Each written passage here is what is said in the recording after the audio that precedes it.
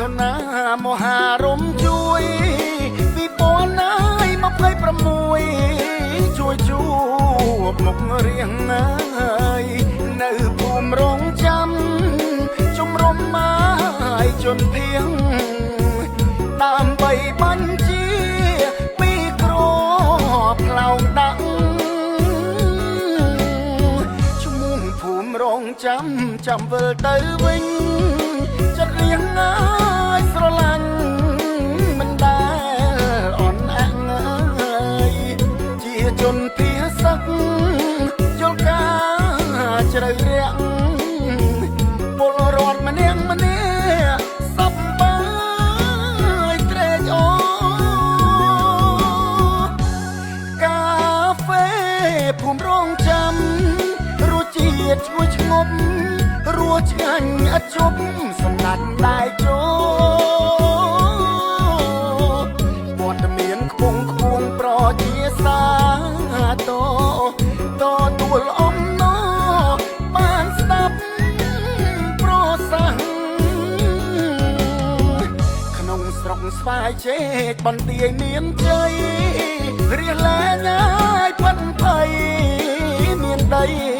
មានផ្ទះហើយឈ្មោះភូមិរងចាំសំឈ្មោះហើយខ្លាំងណាស់បានស្ដាប់ច្បាំងប្រសាសន៍ពុកសា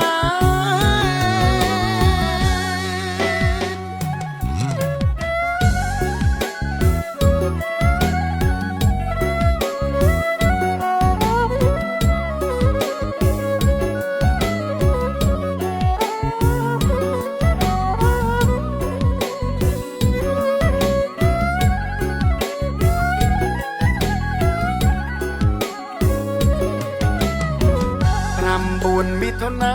មហារំជួយពីពណ៌ណាយ26ជួយជួបមុខរៀងណាយនៅភូមិរងចាំជំរំមកជនភៀងដើម្បីបញ្ជាពីក្រផ្លោងដាក់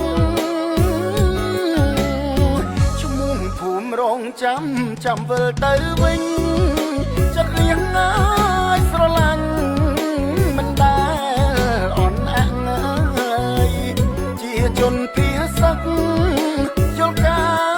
រជ្រៅរាក់ពលរដ្ឋម្នាក់សប្បាយត្រេកអរ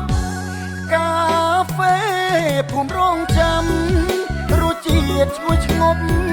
រសឆ្ងាញ់ឥតជប់សម្លាញ់ដែរចូលព័ត៌មានខ្ពងប្រជាសាទរទួលអំណរបានស្ដាប់ប្រសាសន៍